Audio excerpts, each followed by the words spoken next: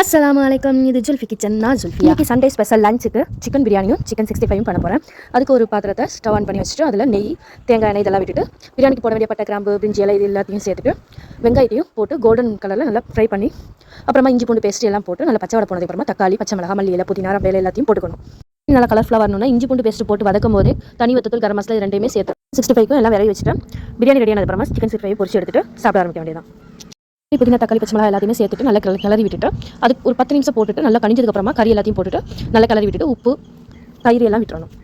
கறி நல்லா வெந்ததுக்கு அப்புறமா தண்ணி அளவு வைக்கணும். பாஸ்மதி ரைஸ் வந்து நான் ஒரு கப் எடுத்திருக்கேன். அந்த ஒரு கப்புக்கு 2 கப் தண்ணி அளவெடுத்து இதோட சேர்த்து நல்லா கொதிக்க விட்டுறேன். கொதிக்க விட்டதுக்கு அப்புறமா கொதிச்சு வந்ததுக்கு அப்புறமா தான் நம்ம அரிசியை இதோட சேர்த்துக்கணும். சேர்த்து தண்ணி இருக்கும்போது நல்லா கிளறி விட்டுணும். அப்போ தான் அரிசி உடையாது. நல்லா கிளறி விட்டுட்டு மூடி போட்டு வேக விடுறேன்.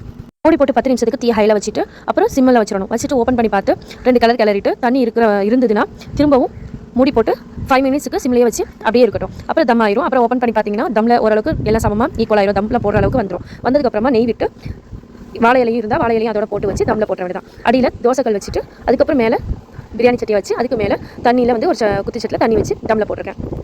லோ ஃப்ளேம்லேயே தம்மில் போட்டுறணும். தம்மில் போட்டுட்டு 10 நிமிஷம் கரெக்டாக 10 நிமிஷத்துக்கு அப்புறம் ஸ்டவ் ஆஃப் பண்ணிவிட்டு அப்படியே விட்டுறணும். பிரியாணி சட்டியை உடனே ஓப்பன் பண்ணாமல் 10-15 நிமிஷத்துக்கு அப்படியே விட்டுட்டு 15 நிமிஷத்துக்கு அப்புறமா ஓப்பன் பண்ணி மேலே இருக்கிற இலையை எடுத்து வெளியே வச்சுட்டு மெதுவாக கிளறி விட்டுக்கணும். மெதுவாக கிளறி விட்டானிக்கு பூ மாதிரி நமக்கு பிரியாணி ரெடி ஆயிரும். கிளறும் போது பார்த்து பக்குவமாக கிளறணும். இல்லாட்டி ரைஸ் எல்லாமே உடஞ்சிரும். உடையாத அளவுக்கு பார்த்து கிளறிக்கணும். பிரியாணி நல்லா உதிரியாக அழகாக வந்துருச்சு. சாப்பிட்றதுக்கும் நல்லா ஸ்பைசியாகவும் ஜூஸியாகவும் நல்லா உதிரியாக டேஸ்ட்டாக இருந்தது. பிரியாணி நல்லா கலர்ஃபுல்லாக இருக்கிறதுக்கு நான் எந்த கலர் பொடியுமே ஆட் பண்ணலை. ஃபுல்லாக கரம் மசாலாவும் தனிவத்தத்தூள் மட்டும்தான் நான் சேர்த்துருக்கேன். நம்ம ஆயிலேயே தனிவத்தத்தூள் சேர்த்ததுனால நல்லா கலர்ஃபுல்லாகவே இருக்குது. பிரியாணி தம்மில் போடும் போதே நான் சிக்கன் 65 ரெடி பண்ணி வச்சுட்டேன். பொரிச்சு எடுத்துட்டு தயிர் சம்பளம் ரெடி பண்ணியாச்சு.